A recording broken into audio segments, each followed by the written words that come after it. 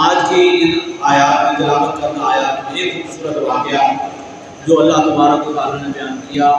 وہ بنی اسرائیل کا تابوت سکینہ کا واقعہ ہے۔ اللہ تبارک و تعالیٰ نے قرآن مجید میں کئی مقامات پر، کل بھی جو آیات ہم نے تلاوت سنی جن کی ان میں بھی ذکر آیا وَاتَّخِذُوا مِن مَّقَامِ إِبْرَاهِيمَ مُصَلًّى، اور آج کی آیات مقدسہ میں تابوت سکینہ کا ذکر آیا۔ تو اللہ تبارک و تعالیٰ نے کئی مقامات پر قرآن مجید میں انبیاء علیہ السلام سے منسوب چیزوں سے توسل کرنے، استعانت دینے اور مدد دینے کا وسیلہ بنانے کا اللہ تبارک و تعالیٰ نے اشارہ فرمایا، حکم دیا۔ اور آج جو آیات ہم نے پڑھی اس میں واقعہ تو طویل ہے۔ بنی اسرائیل کو اللہ تبارک و تعالیٰ نے جو نعمتیں عطا کر رکھی تھیں ان میں سے ایک صندوق بھی تھا، وہ تابوت سکینہ اسے کہا جاتا تھا۔ سکینہ سے مراد وہ تابوت جس جنگ میں وہ رکھتے ان پر سکون، اطمینان اور کامیابی انہیں نصیب ہوتی، جس کے باعث اس تابوت کا، صندوق کا نام تابوت سکینہ رکھا گیا۔ اس کی لمبائی، چوڑائی اور لکڑی کون سی تھی اس کی تفصیلات حدیث میں آتی ہیں، تفاسیر میں آتی ہیں۔ میں جو واقعات کر رہا ہوں وہ یہ کہ اللہ تبارک و تعالیٰ نے نسل در نسل یہ تابوت بنی اسرائیل کو عطا کیا۔ ہر نبی کے پاس ہی ہوتا، نبی تورات، زبور، انجیل، ان کتابوں کے اوراد یا تختیاں جن پر لکھی ہوتی اس صندوق میں سنبھال کے رکھتے،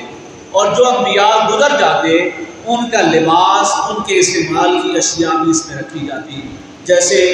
قمیض یوسف علیہ السلام جو نسل در نسل حضرت اسماعیل علیہ السلام سے چل کر آپ تک آئی،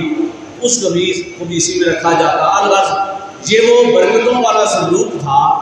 جو انبیاء علیہ السلام کی استعمال کردہ چیزیں جس میں رکھی جاتی تھی۔ اس صندوق کو جنگ میں رکھ کر پھر جنگ کرتے،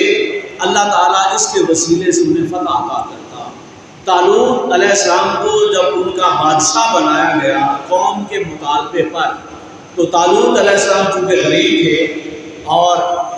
معاشرتی اعتبار سے بھی، برادری کے اعتبار سے بھی طاقتور برادریوں میں، زیادہ تعداد والیوں میں شامل نہ تھے،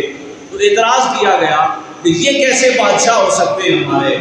تو ان کی بادشاہت اگر اللہ نے مقرر کی ہے تو کوئی نشانی بتائیں۔ تو اللہ تعالیٰ نے کہا کہ ان کی نشانی